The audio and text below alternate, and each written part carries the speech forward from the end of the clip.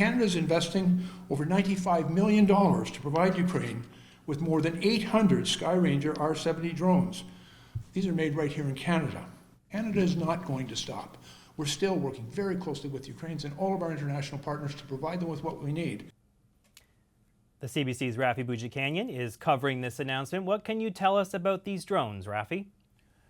JP, Bill Blair made it sound like this is, part of Canada's ongoing commitment to Ukraine, that it is a big deal. These are drones, as he noted, that are built in Canada, some 800 of them, worth $95 million in total. They are mostly used for surveillance. They come with cameras, but they are capable of delivering payloads of munitions as well, though the government heavily hinted in their news conference that they will be mostly deployed for surveillance, that they'll be able to track enemy personnel as well as equipment on the ground in high definition in precise locations. Now, I should note that this package is not coming from new money. It's part of the $500 million that Prime Minister Justin Trudeau announced last year when he was visiting Ukraine in June, though it is the first time we're hearing about what about 1/5 of that money will be used for.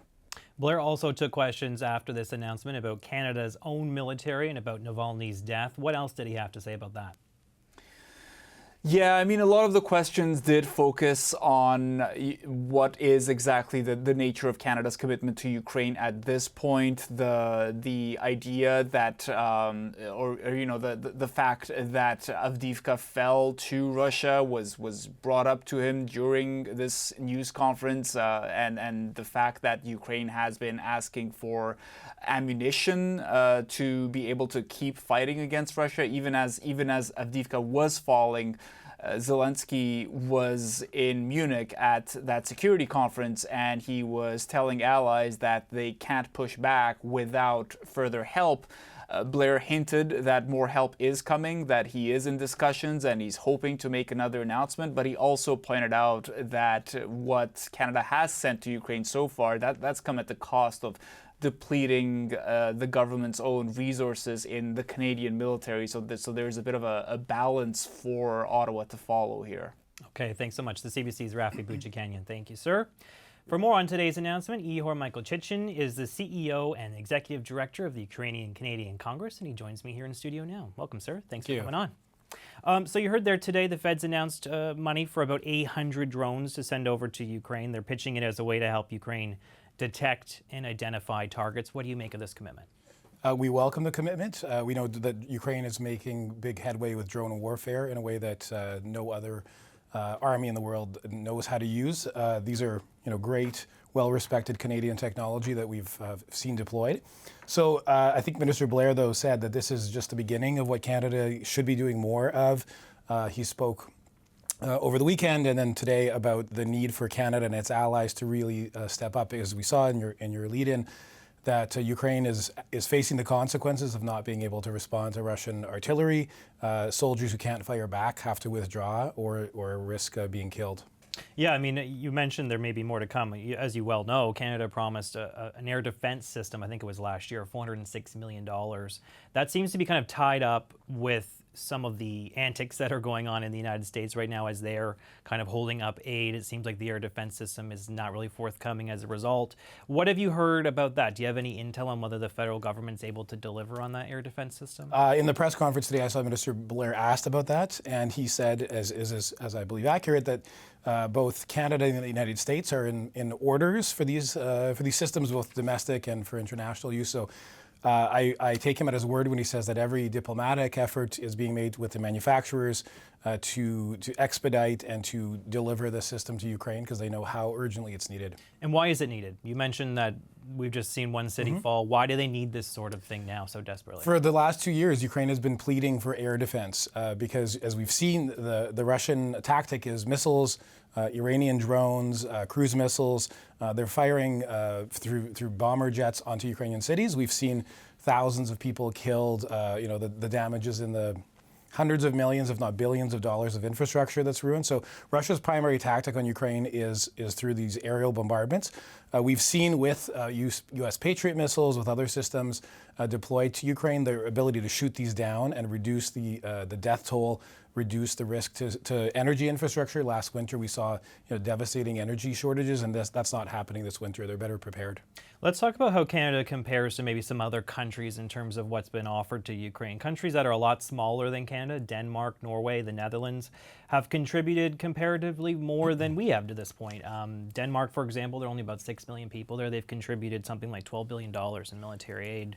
Norway, 5.5 million people, more than double what Canada's contributed militarily to Ukraine. What do you make of those figures? Those are figures that we use all the time. They're part of the international assessment tool that's available online for people. Today, I think, or yesterday, Denmark actually, the minister from Denmark said they were going to send all of their artillery shells, every single thing that they have, to Ukraine. Wow. There's no need for them to be sitting in warehouses for the Danish army. So I think we understand. I mean, with the Baltic states and Poland and other countries, they understand the existential threat. They are literally there. They have had the history in their memory, and I think these European nations also know the danger and the threat that Russia poses. So I think as Canadians, we sometimes feel that it's far away or sort of distant. We don't understand that Russia is our northern border neighbor, and so we have a sort of a little bit of a slower response, I think, but I do see, in the polling that we've talked about, Canadians do understand what side Canada should be on. They support and agree with the Canadian government doing more, and so we're constantly pushing for that more to roll out with dollars and announcements that turn into actually action on the ground. It does seem, though, that there is some slumping support for Ukraine. And there's one poll, we don't have to hang everything on one poll, but one Angus Reid poll suggests that nearly a quarter of Canadians surveyed find that we're offering too much support to Ukraine. What do you say to people who are feeling like maybe it's too distant, maybe this is not a Canadian or American problem, this is a European problem, maybe we don't need to do anything more than we've already done? Unfortunately, I would say to those people, what do you think will happen if Russian forces win in Ukraine? Do we want Putin to expand into the largest country in Europe and sort of establish a dictatorship, and further ruin the economic, the democratic, all the social and industrial impacts that would have on our lives? So what I saw in that poll also is that 3/4 of Canadians do continue to strongly support Ukraine. So that gives me strength and energy to keep doing this advocacy work that we do. That there is that minority who is watching alternative media sources, who's watching the Russian narrative, and who are kind of leaning into that, unfortunately. Yeah, and that same Angus Reid poll, it found that nearly half of conservative voters surveyed said that it's time to slash support for Ukraine. What's driving that? You just talked about maybe some alternative media, maybe some Russian propaganda that's leaking onto social media channels. But why do you think conservative supporters in particular are seeming to sour on support for Ukraine?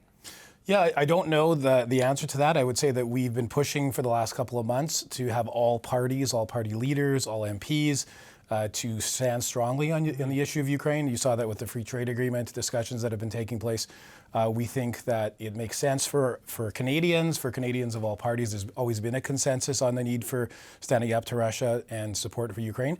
And not only for it's the right thing to do, but it is in our interest as Canadians from an economic, from a security and trade perspective as well. The second year anniversary of this conflict already is looming. Yes. How is the Ukrainian-Canadian community feeling as this war drags on, as we enter this next year of conflict? How are we feeling here at home about all this? We are despondent about the situation, but we are energized to welcome the almost 250,000 refugees that have come to Canada. There's more than 40 events taking place next Saturday across Canada in literally every major town and city to stand with Ukraine, to show support. We have, I think, as you said, in the poll, vast numbers of public support with us, but it is an exhausting message to keep carrying, and it is a tired public that sort of is weary of this war that sort of doesn't seem to end. But our job is to say it isn't ending until we help Ukraine win. Right now, the West is not giving Ukraine enough aid to help them win. We're just helping them not lose. All right, let's leave it there. Thank you so much to the CEO and Executive Director of the Ukrainian-Canadian Congress, Ihor Michael Chichin. Appreciate your time, sir. Thank you. Thank you.